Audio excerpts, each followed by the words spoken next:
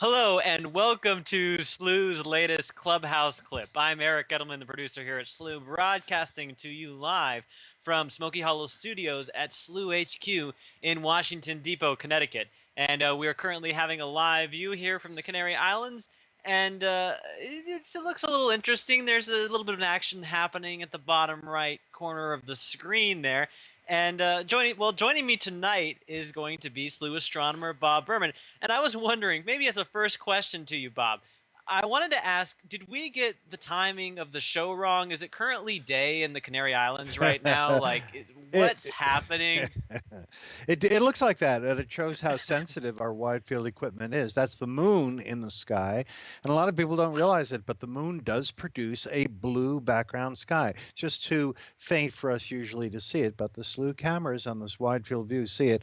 There's Arcturus, just proving that it really is night, one of the brightest stars in the sky, just below the center, and the Big Dipper in the upper right. That you just pointed to. So this is the night, but there's the moon, brilliant in the sky.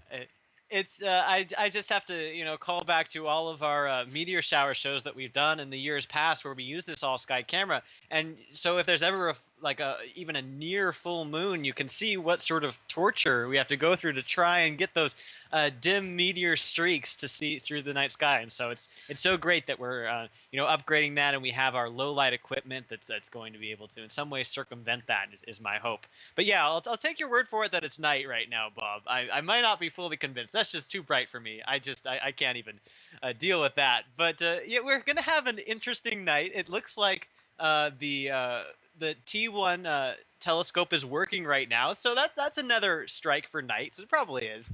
We're going to be talking about a really interesting object that has been touring our solar system for a little bit, and it's making a very temporary stay here. I'm talking about Comet Siding Spring, or more technically known as C2013A1, and that comet made a very, very spectacular show in October of last year when it went very, very close to Mars. We had a live show about that, and we'll talk about that a little bit later on. But without further ado here, here's the image that we're seeing now of this comet as it's continuing to travel through our solar system, but maybe just a little bit further away than it has been when we were checking up on it months previous.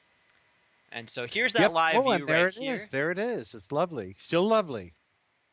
right at the bottom middle of the screen, you can see it. There's this tail that's sort of darting out of it just a bit. Uh, do you know how far away from Earth it is at this point, Bob? Well, I know that it's no, I don't know the exact distance now. It was Hmm. never close, at its closest to us, which was Hmm. around September 5th. We're talking about more than half a year ago now. It was still about the same distance as Earth is to the sun. It was almost one astronomical unit from Earth. So it never got close to us, and that's why it never was one of those great comets that lights up the sky the way Hale Bopp and Yakutaki did back in 1996 and 97. Of course, we know why we wanted to pay so much attention to it, and that is it was the closest ever comet to come to another planet, and we actually watched it on October 19th as it essentially skimmed past the Martian atmosphere. It was so incredible to see. Like that was a really great show.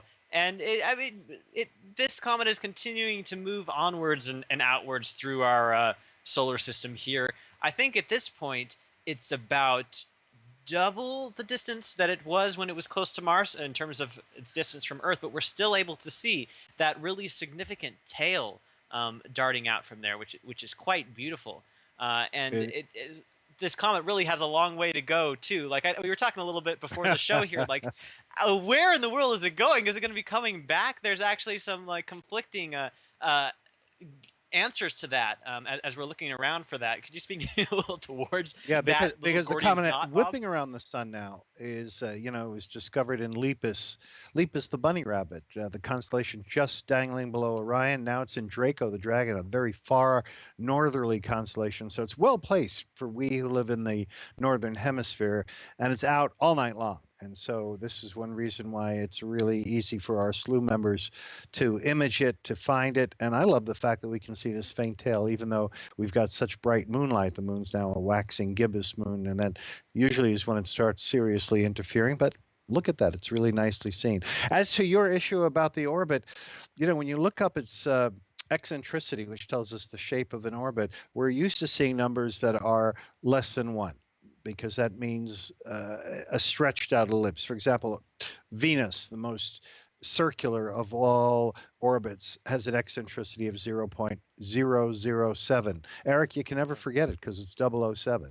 That's what Venus is, 007 as an eccentricity. If you got to exactly zero, like the major moons of Jupiter, Io, Europa, Ganymede, Calypso, you have 0.0000, essentially perfectly round orbits. On the other extreme, you get to the most eccentric, that is egg-like, oval, squashed orbits of planets. Mercury is zero point 0.2. The poor demoted planet Pluto is 0.25. That's an orbit that's so eccentric that it would come in towards the sun and then out again at a ratio of 3 to 5. In other words, almost twice as far away at its aphelion, farthest distance, than its close distance. So now you've got a real ellipse, squash ellipse. You get the idea? So as you head towards 0.1, 0.2, 0.3, you get more and more and more stretched out elliptical. Well, this comet manages not even to be zero point 0.9. It's over 1. Its eccentricity is listed as 1.000 something, which means it's not even an ellipse. If this is true, and we're not sure, we need more observations because it's so close to totally stretched out that it may well be a parabola, in which case it ain't never coming back. The sun has captured it, brought it in from the Oort cloud, not even the Kuiper belt, the Oort cloud, which is the spherical halo reservoir, repository of comet debris, just icy balls, really. And only when it comes this close does it start shedding gases. In other words, the ice is sublimate, turned to gas. And so we're talking about something that's whipped around the sun now, is on its way out. And if it is going to come back, a million years wouldn't be too hard to believe, because many think that it may never come back. It doesn't have an orbit that closes in on itself. It's been captured, whisked around, and now it's on a parabolic trip, and it's bye-bye for keeps.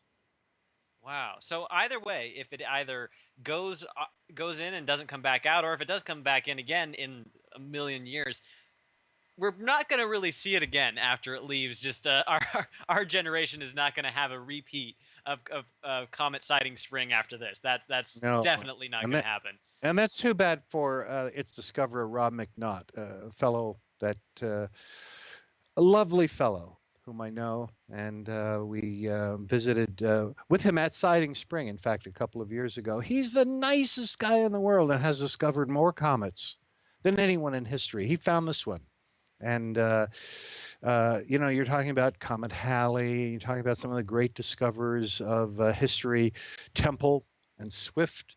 You know, Comet Swift is dating from the mid 19th century. No, Rob McNaught. I've lost track, but I think it's at least something like 50 comets. And so when he discovered this one, instead of taking the discoverer's name, which is customary, there are already so many Comet McNaughts, including a very brilliant one that was seen in the Southern Hemisphere just a few years ago, that he named this one after the observatory in which it was found rather than bestowing his own name on it, even though he was the discoverer. So it's named for the Siding Spring Observatory in Australia. And so there it is, Comet Siding Spring. Since it was found on January 3rd of that year, 2013, it gets an early letter of the alphabet. You know, comets are named by letters for their discovery, and this is A1. You know, this is early in 2013, although 2014 is when it put on its show, and 2015 right now is when we're enjoying it as it leaves the solar vicinity. A wild thing that members. I'm glad the Slooh members are still looking at this because. We'll never, probably in our lifetime, see a comet pass this close to a planet again. Although we did see a collision, didn't we? Remember with the Shoemaker-Levy 9? There was way back, you may recall, when you were a little boy, that we had a comet that came so close to Jupiter, broke up into a bunch of pieces and sent bam, bam, bam pieces of debris onto Jupiter's cloud tops and discolored it. So but other than Jupiter, usually comets don't come that close to planets. Thank goodness, because we wouldn't want one coming this close to Earth.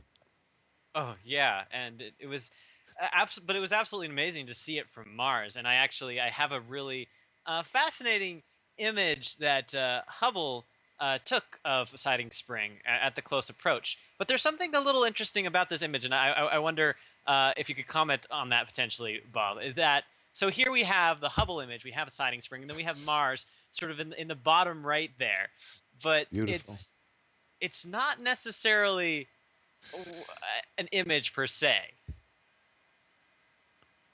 It's more of it's a combination of images, because the issue with it is that Siding Spring is 10,000 times dimmer Times than fainter, Mars of is. course. So you couldn't do the same exposure in the same image because Yeah. Mars, especially at that time, was only about magnitude 1, and the comet was something at that time, if I remember right, something like magnitude 10 or magnitude 9-ish. So a marginal object, even in backyard telescopes, you'd need a fairly good backyard telescope to see it well. So remembering that 5 magnitudes equals 100-fold change of brightness, we're talking about roughly a 10 magnitude difference, or 100 times 100, which is 10,000. Here, we're doing that in our heads. The comet is 10,000 times fainter than Mars when this picture was taken. So, of course, as you're saying, you couldn't get it in the same exposure, because if you expose correctly for the comet, Mars would just be an absolutely burnt out,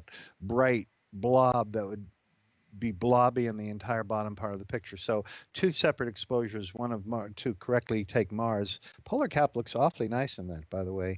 That's Hubble for you. Nice sharp Can't beat it. image of that polar cap, and then a separate image of Comet Siding Spring, but showing the true separation between them, which is very cool.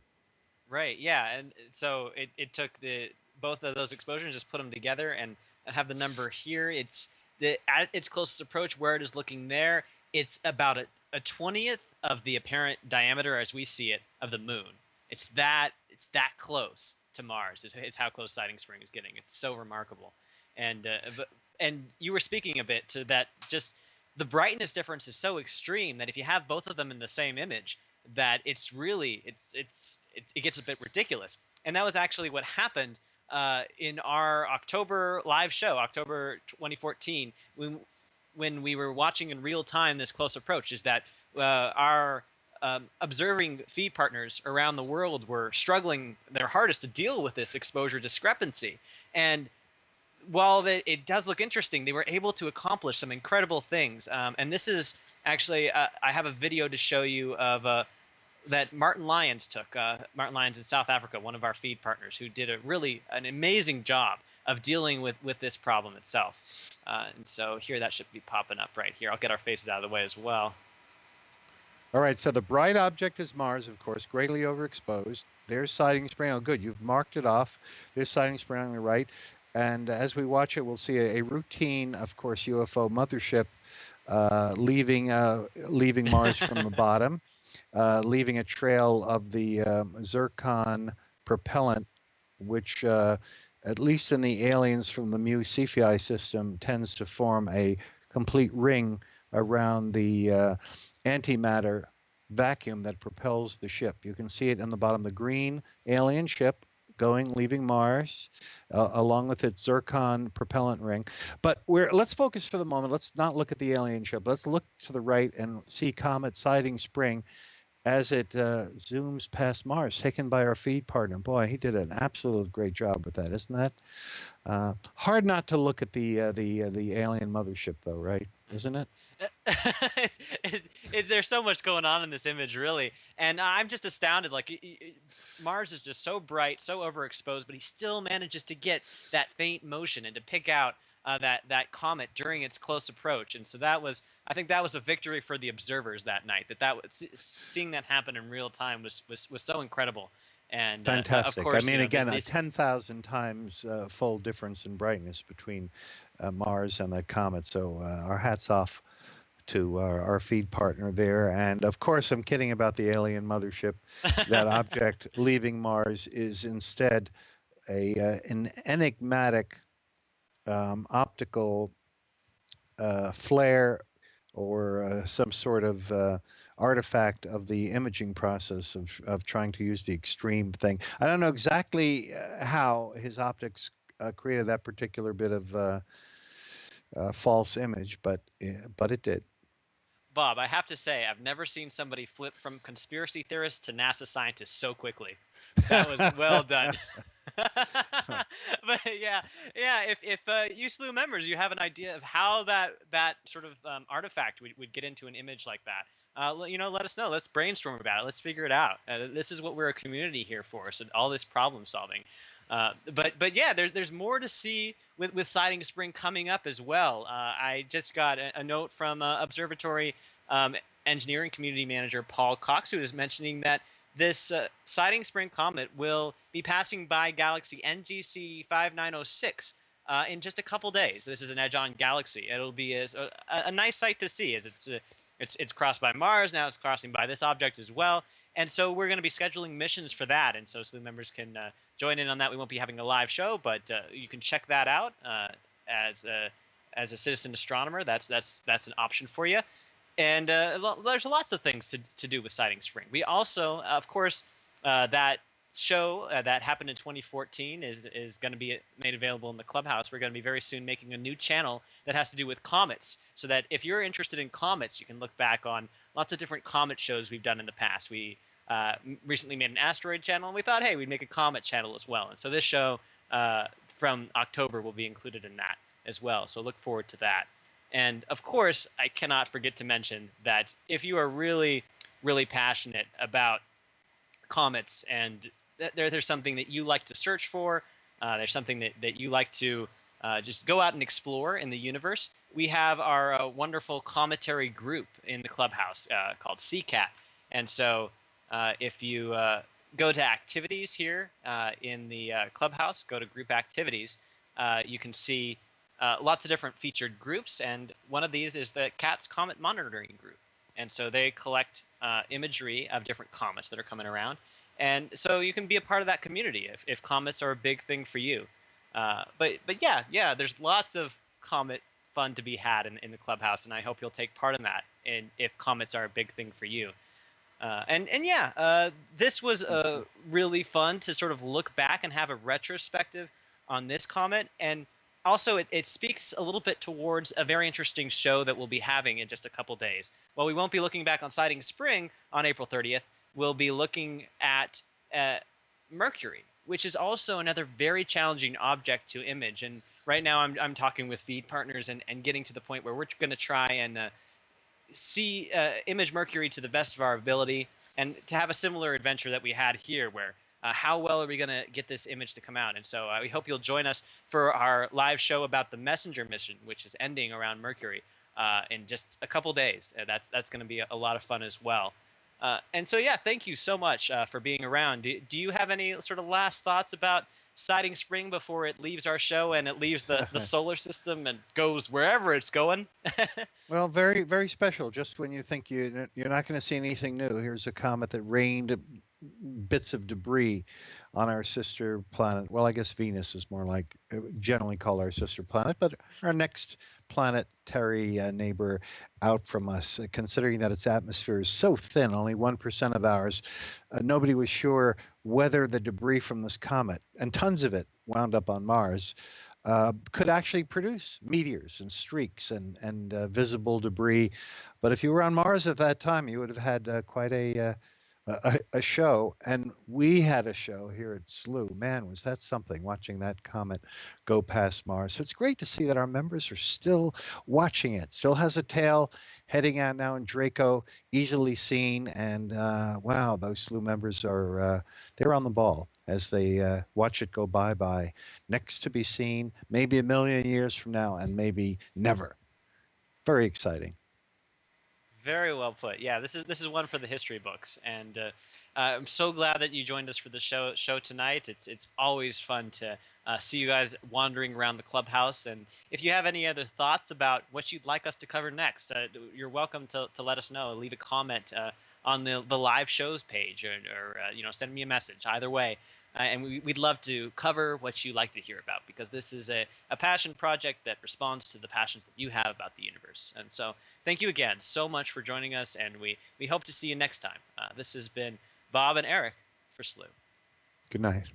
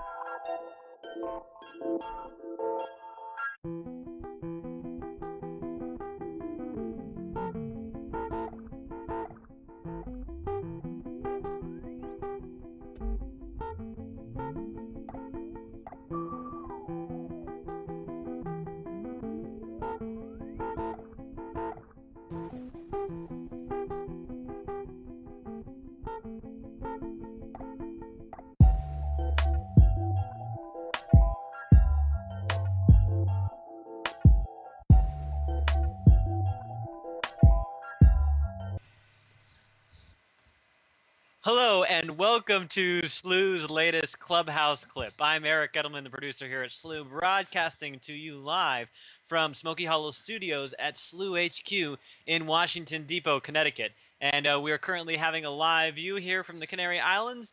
And it looks a little interesting. There's a little bit of action happening at the bottom right corner of the screen there. And joining me tonight is going to be Slooh astronomer Bob Berman. And I was wondering, maybe as a first question to you, Bob, I wanted to ask, did we get the timing of the show wrong? Is it currently day in the Canary Islands right now? Like,